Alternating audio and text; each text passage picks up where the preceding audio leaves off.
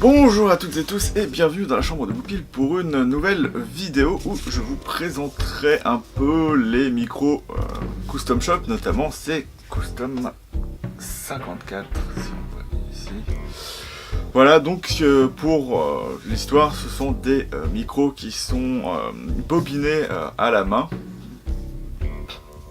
Donc on aura quelques différences malgré les indications qu'on a sur la boîte, puisque la résistance qui est marquée va dépendre en général du nombre de tours qui sont faits et de un peu de leur position, mais ça peut varier. Donc voilà. Hop. Les micros seront livrés dans une boîte en plastique plutôt sympathique. Voilà. Hop, est-ce qu'il va y avoir quelque chose? Voilà.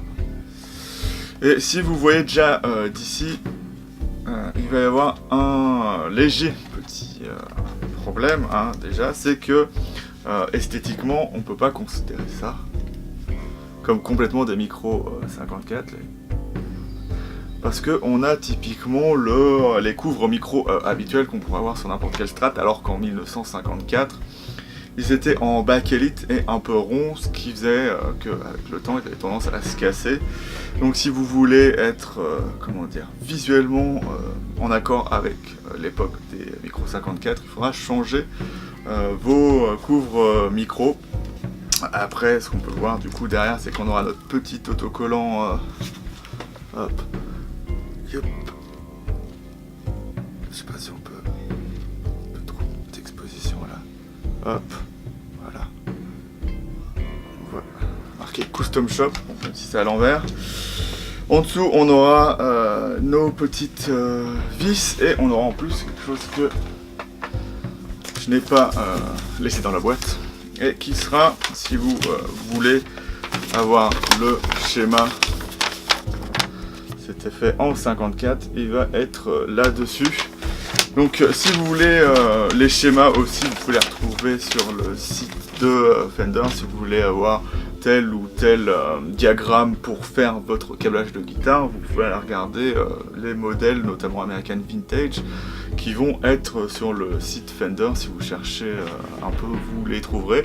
Et ils sont en PDF et téléchargeables gratuitement, donc c'est plutôt sympa.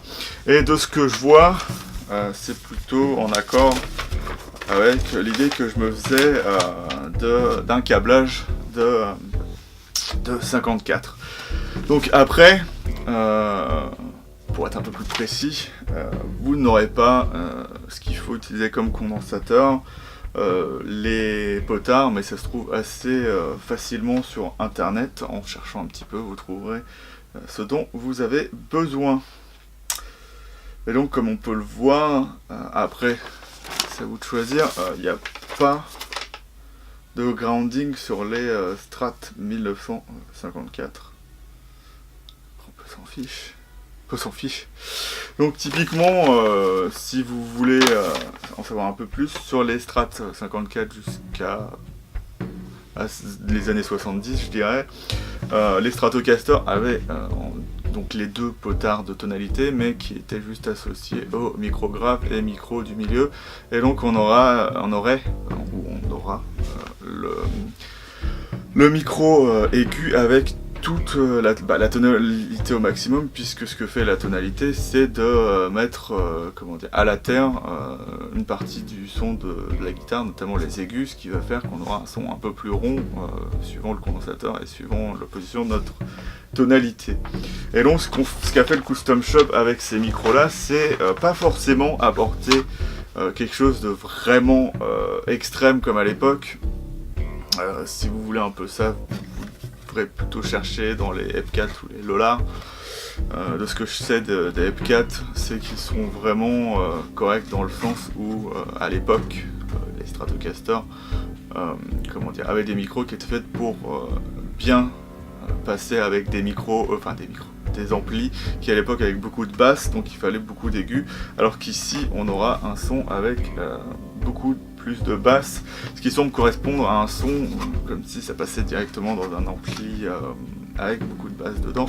Donc quelque chose de un peu plus passe-partout pour les gens qui voudraient un son de strat sans forcément passer par un ampli qui a des grosses basses devant. Voilà.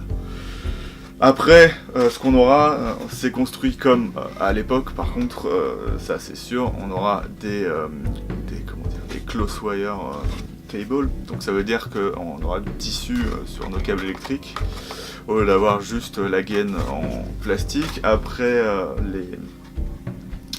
les micros sont waxés avant d'être bobinés, et ils sont, une fois, je sais pas si c'est encore dans la wax, mais ils sont mis dans la paraffine ou dans autre chose, pour que le bobinage colle bien ensemble, parce que en fait, avec les vibrations que la guitare a, il se pourrait que les fils bougent. Donc on a bien ça, on le voit un peu sur le câblage, que ça a bien été trempé dans de la paraffine ou autre chose. Donc voilà, c'est plutôt cool. Après du coup, je testerai ça sur la Stratocaster que je vais faire avec ces micros là. Et donc voilà. Après, que dire de plus, hein, ils ont l'air plutôt bien faits. Hein. Mais que dire de plus sur ça, parce que c'est pas vraiment comme un chevalet ou des mécaniques où vous pourrez voir tout de suite si c'est de bonne qualité. Vous pourrez voir si ça correspond à des micros tels qu'ils étaient faits à l'époque, mais vous pourrez pas, avant de les essayer, voir ce que ça donne. Notamment parce qu'il y a de plus en plus de gens qui refont ces micros-là et qui les font pas forcément si cher que ça. Donc on verra ça lors du test de son de la guitare avec ces micros-là. Après, une dernière chose de ce que j'ai appris, l'intérêt d'avoir des micros qui sont bobinés à la main, c'est que le pattern du fil, vous voyez ce que je veux dire, du bobinage, on va dire, est pas fait machinalement avec tant à certains endroits, tant à certains.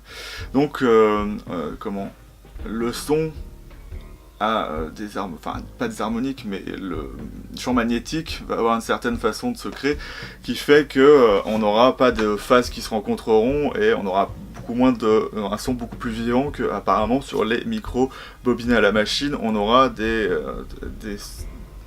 sons qui sortent en parallèle et qui vont s'annuler ou avoir un peu de flottement ou pas sonner sonner un peu trop, on va dire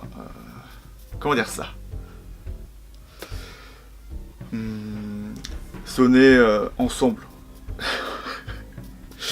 Dans le sens où en fait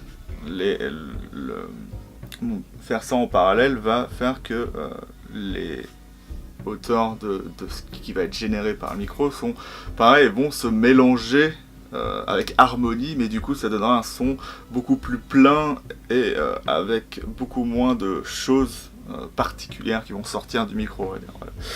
C'est ça. Mais si vous m'avez pas compris, désolé. Donc ce sera ça l'intérêt d'avoir un micro bobiné à la main, c'est qu'on aura en général un son qui est censé être beaucoup plus vivant et moins froid, on va dire, du coup, ouais. C'est ça. Et donc, qu'est-ce que je pourrais dire de plus du coup sur ces micros? On verra en l'essayant, hein, du coup. Mais voilà, on a une belle petite boîte, on a tout qui est indiqué ici. Ah.